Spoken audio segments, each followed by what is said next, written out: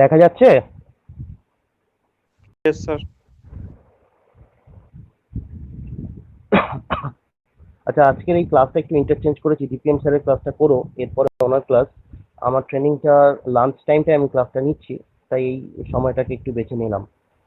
যাই হোক, তোমরা নাকল জয়েন্টটা দেখতে পাচ্ছ। পরপর কিছু জিনিস সাজানো আছে, সেই জিনিসগুলোকে চিনতে হবে। পেজ নাম্বার 1-এ দেখো, আই এন্ড। তোমরা ড্রয়িং তো আশা করি করেছো, ড্রয়িং এ এটা করেছো না নাকল জয়েন্ট? হ্যাঁ স্যার, করা হয়েছে। হুম হুম। है सर ফরকে ফরকেন্ট আছে, দেখবে বাদিকের যে আইটা সেটা ফর্কের ভেতরে ঢুকে যাবে। প্রথমে ফর্কের ওপরের সার্কেলটা দেখতে পাবো, তারপর ঢুকবে আই, তার নিচেরটা আবার ফর্কের নিচের সার্কেলটা থাকবে। তার ওপর দিয়ে ডান দিকের পিনটা ঢুকবে উল্টো ভাবে, যে সার্কেলটা দেখছো সেটা উপরে যাবে, নিচে চলে আসবে পিন ঢোকানোর জায়গাটা। দেখো একটা হোল দেখা যাচ্ছে, একটু খেয়াল করো। আমরা যদি অ্যাসেম্বলি করি এইভাবেই করব। এটা হচ্ছে পিন। আর টেপার পিন বলতে এই পিনটাকে ব্লক করার জন্য বাদিকে ওপরে দেখো কলার আর পিন দেওয়া আছে, সেটা ঢুকিয়ে কলারটা দিয়ে ওকে ফিক্সড করে দেওয়া হয়। এইটুকু জিনিস আশা করি তোমরা বুঝতে পারবে, কিন্তু এখানে একটা বড় লজিক আছে। কি করে লাগানো হয় বা অ্যাসেম্বল করা হয় সেটা বোঝা গেল তো মোটামুটি। এইবার আমি বলছি, আগে আমরা করেছিলাম কটার জয়েন্ট, নাকল জয়েন্ট আমরা করছি। সুবিধাটা কি, এটা কিছু ফ্লেক্সিবল মুভমেন্ট আমরা পাবো। এই ফ্লেক্সিবল মুভমেন্ট করতে গিয়ে আমরা এর ডিজাইনটা সম্ভবত এটা যেভাবে তৈরি হয়েছে বা যেরকম দেখতে জিওমেট্রিটার ব্যাপারে বলছি আর কি, সেটা এরকম রাখা হয়েছে। কি সুবিধে খেয়াল করে দেখো, এই আই এর বাদিকে যেটা দেখছো কিংবা ফর্কের ডান দিকে যেটা দেখছো সেটা একটা শ্যাফট, একদম ছোট ডায়ামিটারটা, তাই তো? কিন্তু বাকি জিনিসগুলো দেখো, যেখানে এটা সার্কেল আছে কটার জয়েন্টে সেটা রেক্ট্যাঙ্গুলার ছিল। খেয়াল করে দেখো, কটারের শেয়ার যখন দেখেছি আমি কি বলেছি, টপ ভিউতে যেই জিওমেট্রিটা দেখি তার উপর শেয়ার হয়, রাইট? আমি একটা ডিকশনারির এক্সাম্পল দিয়েছিলাম, ওটা যদি আমি ঠেলে দিই, পুশ করি, তার শেপটা চেঞ্জ হয়ে যাচ্ছে। এখানে কিন্তু সার্কেল, সেটা টপ ভিউতে সেটা সার্কেল পাবো কেন না, তার 360 ডিগ্রিতে একটা মুভমেন্ট যাতে সহজে পাই, যদিও সেটা ক্লিয়ারেন্সের ওপর ডিপেন্ড করবে, তাই আমরা এটাকে এভাবে বানিয়েছি। আরেকটা জিনিস হচ্ছে, কটারের যা এরিয়া আমরা নিচ্ছিলাম, এখানে সমস্তগুলো পাল্টে যাবে ডায়ামিটারের রেসপেক্টে। ওখানে যা থিকনেস ছিল এখানে তা হবে ডায়ামিটার, ওখানে যা ডায়ামিটার ছিল এখানে তার থিকনেস হবে। এটা একটু সুন্দরভাবে খেয়াল করবে। নতুন করে বোঝানোর আর কিছু নেই, কটার বুঝলে নাকল অনেকটাই হয়ে যায়। আরেকটা জিনিস দেখো, আই এর থিকনেসটাকে বলছে টি, আর ফর্কের থিকনেসটাকে বলছে নিচে T1 ওপরে T1। এটা কি বোঝা গেল? Yes sir, yes. তাহলে পেজ নাম্বার 2-তে, অর্থাৎ যেটা আমি শেয়ার করছি তার পেজ নাম্বার 2-তে যদি চলে আসো, এরকম একটা ছবি দেখা যাবে। এই ছবিটা এঁকেই আমাদের ডিজাইনের দিকে এগোতে হবে। এখানে তুমি অ্যাজ পার স্কেল আঁকবে না। এটাকে যদি জুম করি, দেখো যেটাকে পিন বলছি আমরা আমরা তার ডায়ামিটারটাকে কিন্তু ওরা D1 বলছে, যেটা কটারের ক্ষেত্রে বি ছিল, অর্থাৎ একটা লিনিয়ার মেজারমেন্ট ছিল, এখানে সেটা ডায়ামিটারে কনভার্ট হয়ে গেছে, রাইট? এটা একটা আপেক্ষিক ছবি আঁকবে, কিন্তু ছবির মধ্যে বা ড্রয়িং এর মধ্যে কোনো ভুল যেন না থাকে। কিন্তু সেমিস্টারের আমি যদি অফলাইনের কথা বলি, অফলাইনে যখন ডিজাইন কেউ করতো বা তোমরা যদি করো, তাহলে কিন্তু খুব ভালো করে আঁকার যেমন দরকার নেই, কিন্তু ভুল আঁকলে চলবে না। দুটো জিনিস মাথায় রাখবে, ঠিক আছে? অ্যাটলিস্ট দুটো ভিউ তোমাকে দিতেই হবে। এবার চলে এসো পরেরটায়।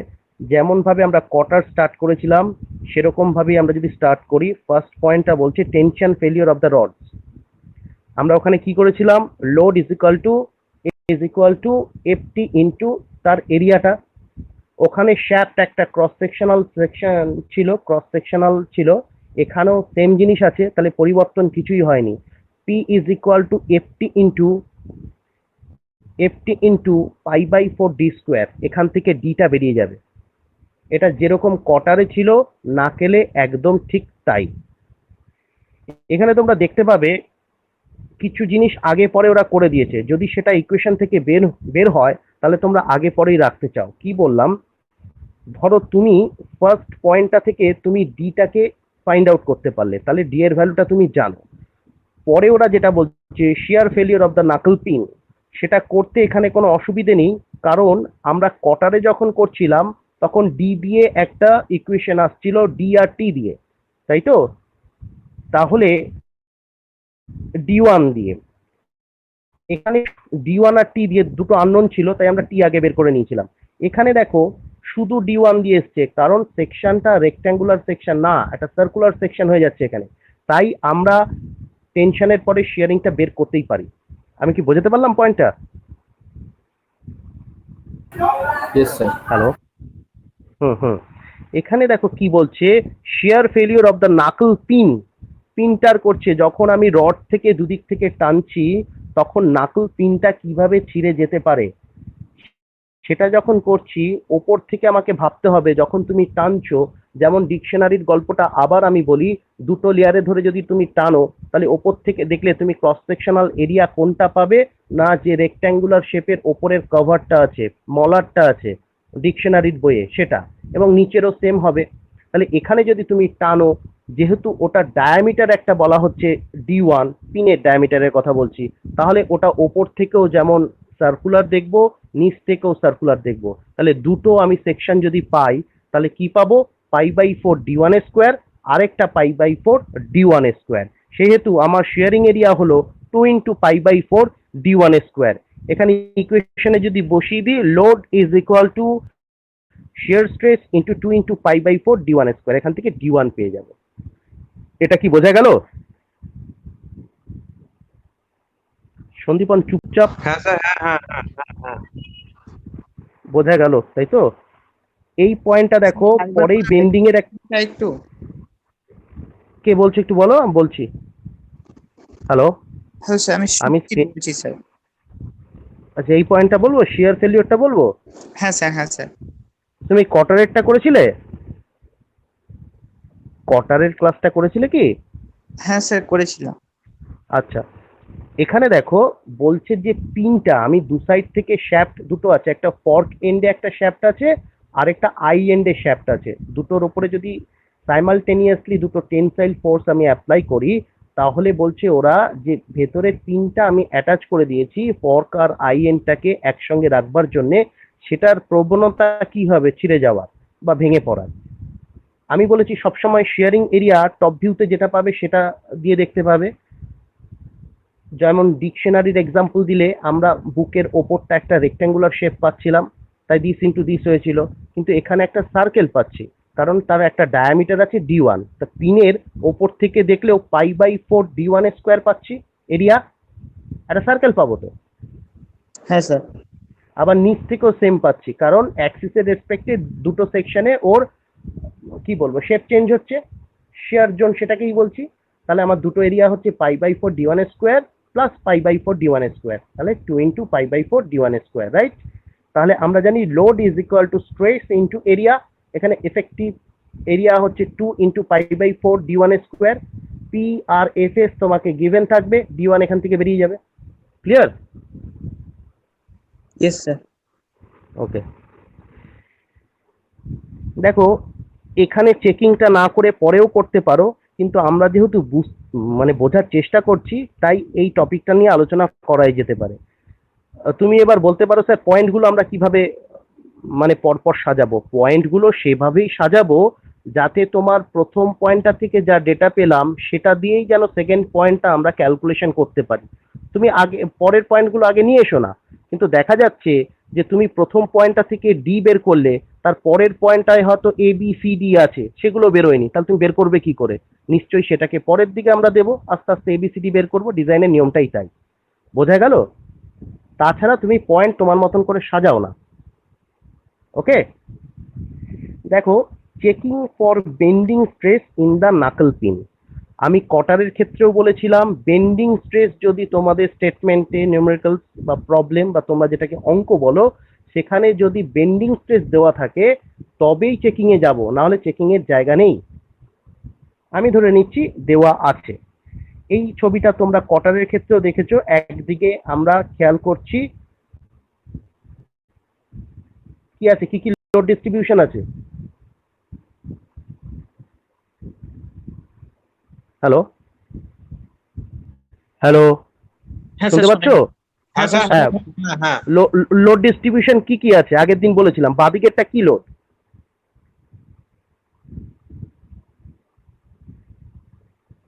ইউভিএল তো,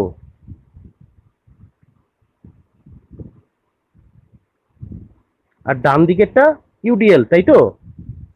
হ্যাঁ স্যার, হ্যাঁ হ্যাঁ হ্যাঁ। তো বলতে হবে তো। এইবার আসল প্রশ্নটা করছি, সেটা হচ্ছে কটারে যখন একটা দিক টেপার ছিল তখন আমার ইউভিএলটা প্রডিউস হচ্ছিল, কিন্তু এখানে তো ইউনিফর্ম ইউভিএল প্রডিউস হলো কেন? প্রীতম, সন্দীপন বা যারা বাকিরাও আছো, আমি এখন দেখতে পাচ্ছি না কারা কারা আছো, তাই জিজ্ঞেস করছি। তমাল, রামকৃষ্ণ, স্যার সব শুনছি। শুনছি না বলতে হবে। বলছি ইনক্লাইন্ড হলে নয়, আগের বার আমি বলেছি যে তোমার ইউভিএল, এখানে তো স্ট্রেট আছে, ভার্টিক্যাল লাইন আছে, একদিকে ইউভিএল হলো একদিকে ইউডিএল হলো। তমাল, মাইতি, তমাল মাইতি, একদিকে স্ট্রেট ছিল, মানে হরাইজন্টাল লাইন ছিল, আর একদিকে তো কে বলছো এটা? তমাল একটু, সন্দীপন স্যার, হ্যাঁ সন্দীপন স্যার, সন্দীপন। হ্যাঁ হ্যাঁ, সন্দীপন বলো। বলছি স্যার, আগের বার কটারেও তো স্যার একদিকে স্ট্রেট লাইন ছিল, মানে বাঁ দিকটা স্ট্রেট ছিল আর ডান হ্যাঁ হ্যাঁ, দিকটা টেপার ছিল।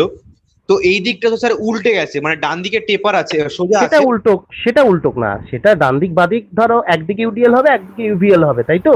মানে হ্যাঁ। কটারের লজিকে এখানে তো দুটোই ভার্টিক্যাল লাইন, কোনো বাঁকা তেরা তো লাইন নেই, তাই না? টেপার তো নেই, তাহলে ইউভিএলটা আসলো কেন? আমার প্রশ্ন হচ্ছে সেটাই। আচ্ছা আচ্ছা। আহ,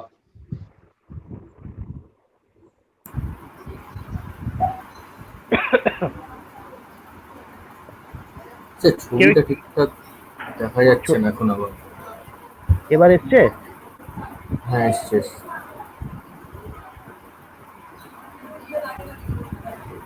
আমি বলে দিই।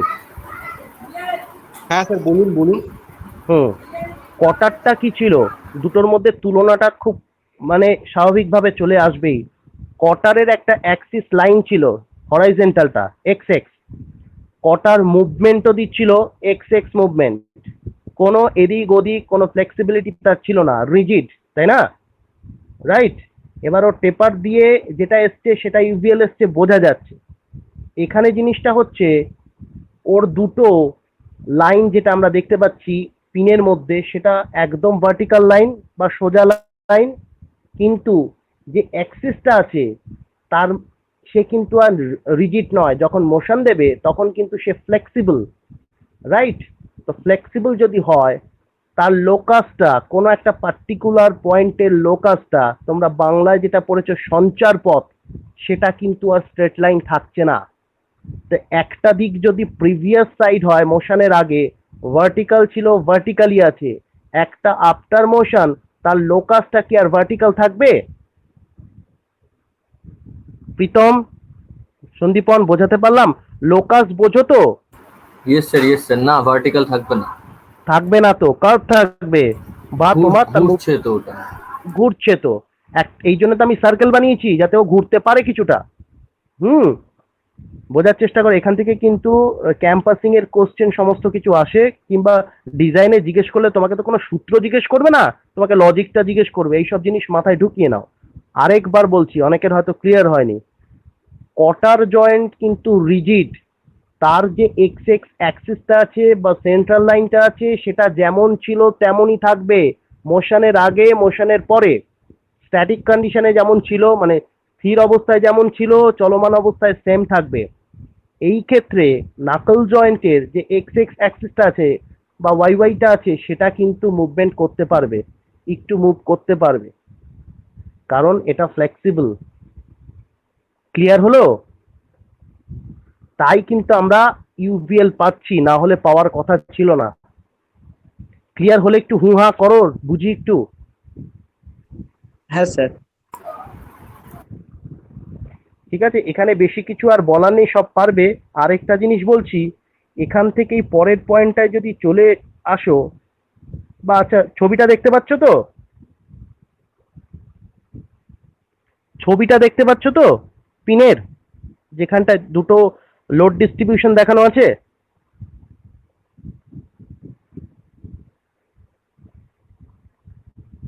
Hello, yes sir, yes sir.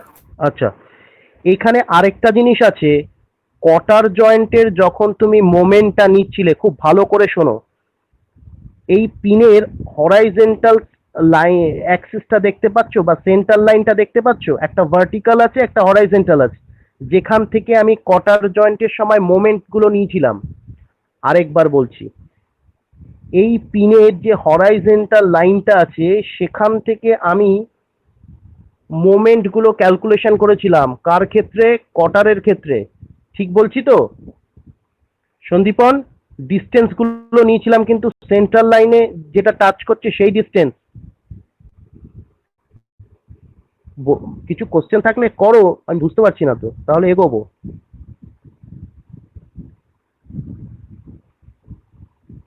হ্যাঁ স্যার, বলুন স্যার। আচ্ছা, কিন্তু এই নাকলের ক্ষেত্রে যেহেতু ও অ্যাঙ্গুলার মুভমেন্ট দেয় কিংবা ও ফ্লেক্সিবল, তাই যদি ইউভিএল ক্যালকুলেশন করি, ইউভিএল যখন ক্যালকুলেশন করব তখন কিন্তু তার রেফারেন্স লাইন হবে যে ট্রায়াঙ্গেলটা দেখতে পাচ্ছ তার বেস লাইন। একটা জিনিস যখন ঘুরে যায় তখন তো ঘুরে গিয়ে যে রেফারেন্স লাইনটা হয় সেই লাইনটার উপরে টর্ক, মোমেন্ট বা টুইস্ট তৈরি করবে, আগের লাইনটার উপর তো তৈরি করবে না। তাই বাদিকের ইউভিএলটা যখন ইউভিএল এর ক্যালকুলেশন যখন করব তখন তার রেফারেন্স লাইন হবে ট্রায়াঙ্গেলের বেসটা। ট্রায়াঙ্গেল মানে ওর ডিস্ট্রিবিউশন যে লাইনটা বা নেচারটা। সিমিলারলি ইউভিএল যখন ইউডিএল যখন ক্যালকুলেশন করব তখনও ওর বেসটা হবে, কিন্তু ইউডিএল এর ক্ষেত্রে অর্থাৎ ডান দিকে যে ডিস্ট্রিবিউশনটা দেখতে পাচ্ছ তার রেফারেন্স লাইন এবং পিনের সেন্ট্রাল লাইন একটা আরেকটার উপর ওভারল্যাপ করে, তাই সেটার ক্যালকুলেশন ওই এক জায়গা থেকে করলেও হবে। আমি কি পয়েন্টটা বোঝাতে পারলাম? এখানটায় নাকল কটারের থেকে আলাদা। হ্যাঁ স্যার। তাহলে পরের লাইনটায় চলে এসো। আচ্ছা, ছবিও দেখতে পাচ্ছ, পরের ইকুয়েশন গুলোও দেখতে পাচ্ছ, এরকম কি আনতে পেরেছি স্ক্রিনটাকে? হ্যাঁ স্যার। স্যার ছবি আমার দেখা এখানে যাচ্ছে। খুব কম সময় দেখা যাচ্ছে, বেশিরভাগ সময় ছবি থাকছে না। আচ্ছা, হতে পারে, এতক্ষণ ধরে ট্রেনিং করছি তো নেটে আর কিছু নেই। প্রীতমটি তোমার এসছে, যে বললে তার এসছে কি ছবিটা হ্যাঁ এখন? স্যার, আমার এসছে স্যার। তাহলে তোমারও চলে আসবে একটু। আচ্ছা চলো, সে আগে বলবো কি সবার এসছে স্ক্রিনটা? এসছিল, চলে গেছে। আপাতত বুঝে না। দেখছি প্রথম থেকেই খুব কম সময় থাকছে, 1 মিনিট 30 সেকেন্ড করে থাকছে, বাদ বাকি এটা সময় কে বলছো? এটা কিন্তু মনে হচ্ছে তোমার সমস্যা। এটা কে বলছো? রামকৃষ্ণ কি? রাকেশ কে বলছে। বল? রাকেশ, এটা তোমার সমস্যা। ও রাকেশ, তো তোমার নেটের খুব গন্ডগোল। ঠিক আছে, যেগুলো পারছো করো, নাহলে এক্সট্রা ক্লাস নিয়ে বোঝানো যাবেই, ইভিনিং এর ক্লাস বা অন্য কোনো সময়। দেখো, এম সমান T/2 2T1/6 প্লাস T/4, এই জিনিসটা দেখতে পাচ্ছো?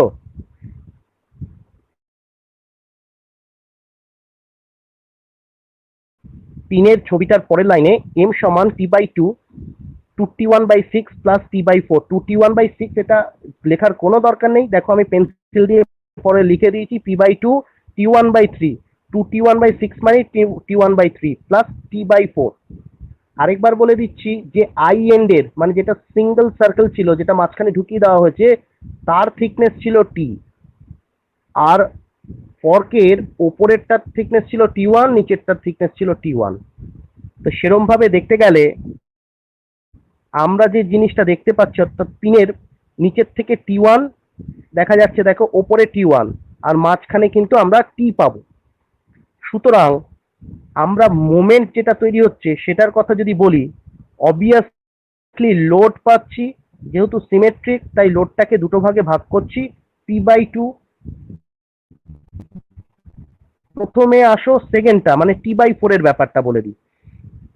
T/4টা এসছে ইউডিএল এর জন্য। ইউডিএল সেন্টার লাইন থেকে পুরো ওর হাইটটাকে বলা হচ্ছে টি, যেটা আগেও বললাম আই এন্ডের থিকনেস, তো সেটার অর্ধেক কত হবে? T/2, right? তার মানে অ্যাক্সিস থেকে ওপরের পোর্শনটার ডেপথ বলো থিকনেস বলো সেটা হচ্ছে t/2, এবং যেহেতু এটা রেক্ট্যাঙ্গুলার শেপ তাহলে আমরা জানি তার সিজি কোথায় অবস্থান করবে না, যে ডেপথটা বা হাইটটা থাকবে তার অর্ধেক। আমার কাছে হাইট কত আছে t/2, তার অর্ধেক বা হাফ কত হবে t/4, তাহলে load into distance t/2 into t/4, এটা ইউডিএল এর ক্যালকুলেশন হয়ে গেল। এটা কি বোঝা গেল সবার?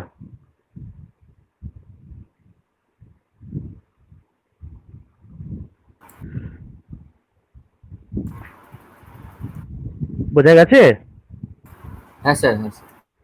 পরের পয়েন্টটা দেখো, ইউভিএল, এটা একটু বোঝার আছে। আমি বলেছিলাম যখন ও মোশনে থাকবে তখন ইউভিএল ক্রিয়েট হবে, তখন ওর বেস লাইনটা হবে ওর রেফারেন্স লাইন, অর্থাৎ মোমেন্ট কিন্তু ওখানটায় তৈরি হবে। যদি তাই হয় মানে সিজি থেকে ওর মধ্যে টর্কটা প্রডিউস হবে বা টুইস্টটা দেবে। তো তাই যদি হয়, একটা ট্রায়াঙ্গেল যার হাইটটা হচ্ছে t1, তোমরা ছবি থেকে দেখতে পাচ্ছ, তাহলে t1 যদি হয় তার বেস থেকে সিজি অবধি দূরত্ব কত হবে t1/3। ট্রায়াঙ্গেল তো ভার্টেক্স থেকে বা শীর্ষবিন্দু থেকে 2/3 আর বেস থেকে হচ্ছে 1/3। তাহলে আমি যদি বেস থেকে ক্যালকুলেশন করি কত হবে 1/3, তাই এসছে t1/3।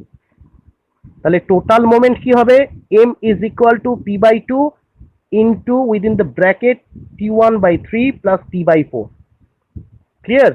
এখানে দেখো এম্পিরিক্যালি আমি ব্র্যাকেটের মধ্যে নীল কালি দিয়ে থার্ড ব্র্যাকেট দিয়ে লিখে দিয়েছি t সমান 1.25d, এখান থেকে তুমি ভ্যালু পেয়ে যাবে। t1 হচ্ছে 0.75d, এখান থেকে তুমি ভ্যালু পাবে। তাহলে তুমি করছোটা কি, তুমি বেন্ডিং মোমেন্ট বের করার চেষ্টা করছো। তাহলে এম তুমি পেয়ে গেলে। এবার বেন্ডিং মোমেন্ট সমান আমরা আগের দিনও করেছি m/z, সেখানে সমস্ত ডেটা যদি বসিয়ে দাও, এটা একটা সার্কেল, তাহলে হবে আমাদের π/64d⁴। এটা হচ্ছে তার মোমেন্ট অফ ইনারশিয়া। তাহলে সেকশন মডিউলাস কি হবে π/32d1 এর কিউব। ক্লিয়ার? এখান থেকে বেন্ডিং স্ট্রেসটা বেরিয়ে যাবে, তার সঙ্গে কম্পেয়ার করতে হবে তোমার গিভেন বেন্ডিং স্ট্রেস। বোঝা গেল?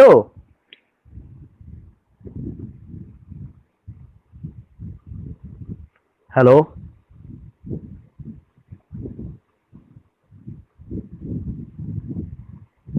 বুঝতে পেরেছো হ্যাঁ কি? স্যার, হ্যাঁ স্যার। বাকি জিনিসগুলো কিন্তু সম্পূর্ণ কটারের মতন, সম্পূর্ণ। এবং নিচে একটা অঙ্ক আছে, সেটা সলভ করব আমরা। বাকি জিনিসগুলোতে আর কিচ্ছু নেই, শুধু এখানে যে ডাইমেনশনগুলো বের করতে হয় সেগুলো অনেক কম কটারের থেকে, সেই হিসেবে আমার বাকিগুলো চেকিং আছে। এখানে বোঝানোর আর কিছু নেই, এরিয়াগুলো তোমরা বুঝতে পারবে। মেন দুটো সমস্যা হচ্ছে তোমার যেখানে ছিল আমি বলে দিলাম। এইগুলোর ওপরে কোনো কোশ্চেন থাকলে আমাকে করতে পারো।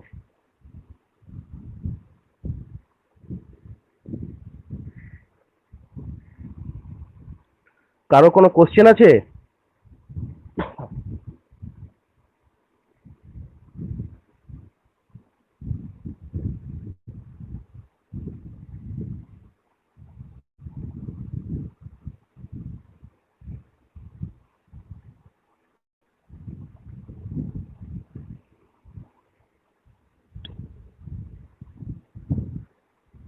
রামকৃষ্ণ,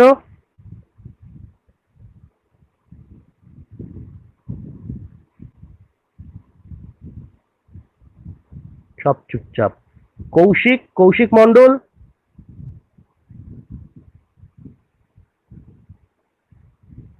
রাকেশ, আচ্ছা কৌশিক অন হয়েছে। কৌশিক বলো। হ্যাঁ স্যার, ঠিক আছে বুঝতে পারছি। স্যার ছবি তো আচ্ছা, এদিকে মানে যে স্ক্রিন শেয়ার করলে দেখাই আর খুব কম সময় দেখতে পাচ্ছিল।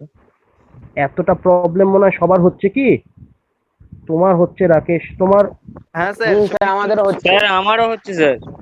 হ্যাঁ স্যার, ছবিটা ঠিক দেখা যাচ্ছিল না, একটু টাইমে আসছিল আর চলে যাচ্ছিল। একটু প্রবলেম আছে, কিন্তু প্রীতম সবসময় কি গন্ডগোল করছিল? যদি সবার হয় তাহলে আমার প্রবলেম, আর যদি মাঝে মধ্যে হয় সেটাও আমার প্রবলেম। কিন্তু কোনো একজন দুজনের যদি অনেকক্ষণ ধরে হয় তাহলে তোমাদের প্রবলেম হলেও হতে পারে। আচ্ছা যাই হোক, এই জয়েন্টটা আমরা কোথায় দেখতে পাই, মানে হ্যাঁ। রিয়েল লাইফে ইউজ করতে? এটা তোমার চশমা আছে, চশমা ইউজ করো, চশমায় নাকল জয়েন্টের ইউজ করা হয় এবং সবচেয়ে বড় এক্সাম্পল হচ্ছে ট্রেনে। ডান্ডি আচ্ছা, লাগানোর কাছে রেলের ওয়াগানে তো হুম, এরকম, আমি ওটাই ভাবছিলাম। রেল এবং চশমাই হচ্ছে সব থেকে কাছের দুটো এক্সাম্পল। রেলে যদি স্যার ওইটা কটারি একটু ইউজ গ্রুপে করা শেয়ার হয়, করুন না, যেটা দেখে পড়াচ্ছিলেন আপনি। আমি দিয়ে দিয়েছি গুগল ক্লাসরুমে, দিয়ে দিয়েছি তো, কালকেই দিয়ে দিয়েছি।